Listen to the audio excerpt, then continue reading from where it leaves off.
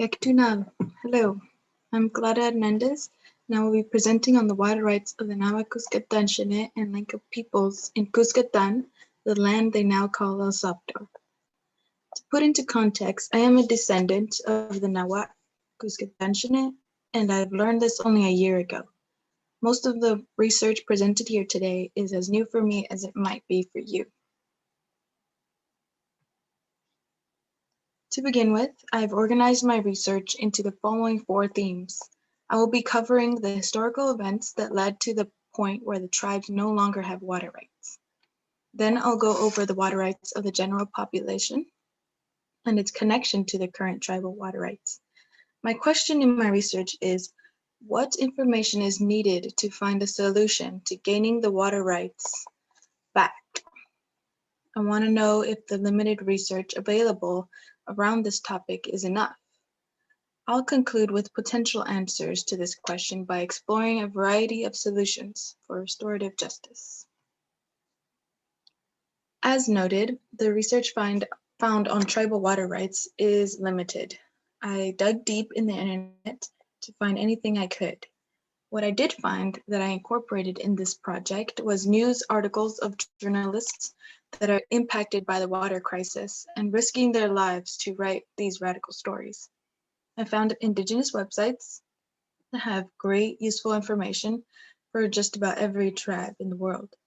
I also put in my own experience as a first generation who was here because of my grandparents escaped the war, and I returned for the first time last year, finding that my family lives in adobe houses on a farm, speaking some Nahuatl, practicing the culture, which is beautiful.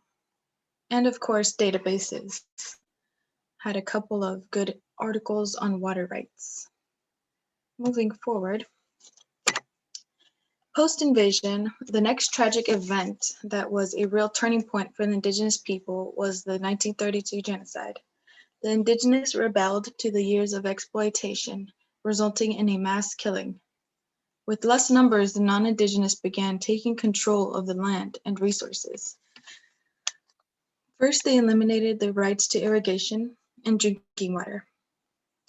All it took was a written document that the Indians were committing abuses and placing obstacles, so their rights were revoked from there on out. Fast forward to the 21st century, I included the water rights of the general population because it serves as a reflection on what the more oppressed communities will acquire. Salvadorians created a general water law that would include a legal provision of the human rights to water in their constitution. The law has yet to be ratified by the government. The distribution of water is not proportionally just. The state operator for water, ANDA, only serves about 40% of the population. The funding is lacking, and there is corruption within the establishment. The rest of the population rely on unregulated private companies for water. The privatization of water has the greatest impact on the water crisis.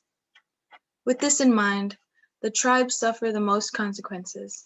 The Nawakuskatanchanej and Lenca are the largest tribes in El Salvador. They are on opposite sides of the country, but face similar water rights issues. The Nawakuskatanchanej are more popularly known and have a slightly more sovereign community. With the help of international aid groups and hundreds of volunteers, they were able to build a water pump that will serve 1,000 inhabitants. The mayor tried to sabotage it and imprison people, but with fierce activism, the indigenous won this round. They are also in solidarity to pass the general water law. But the right-wing parties have to profit off the resource. Comparatively, the Lenca are significantly more underrepresented in El Salvador. They rely on the Rio Lempa, the artery of the country. It's been greatly polluted by large-scale mining companies. This river is the most important freshwater source in El Salvador, providing 50% of the drinking water and 50% hydroelectric energy and irrigation for more than half the country. El Salvador became the first country in the world to ban all metallic mining. In a major success of organizing by indigenous people and grassroots organizations. However, decades of gold mining left serious toxic contamination on indigenous lands. It will take decades more to recover. Generally speaking, the indigenous of El Salvador are living without sufficient access to water. This is a clear violation to the United Nations Declaration on the Rights of Indigenous People.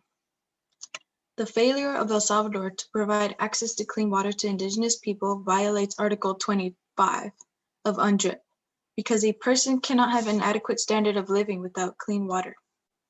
On the contrary, El Salvador refuses to recognize that there are indigenous people within their borders. In the final analysis, the research on tribal water rights in El Salvador is ultimately lacking. I believe there needs to be much more. However, I do argue that it may be just enough to restore justice in various ways. The General Water Law is a strong lead with non-Indigenous and Indigenous folks advocating for it. We need international outreach to help build this movement and keep pushing. Honduras might be a good water provider if we stop the corruption. We can get voters to shift the funds to have clean water for all the population rather than just 40%. Activism played a big role in the success of the community-run water pump and the mining ban. We must continue, and potentially more pumps can be built and water can be deprivatized and regulated. There's a movement in the US that can assist in awareness raising and fundraising.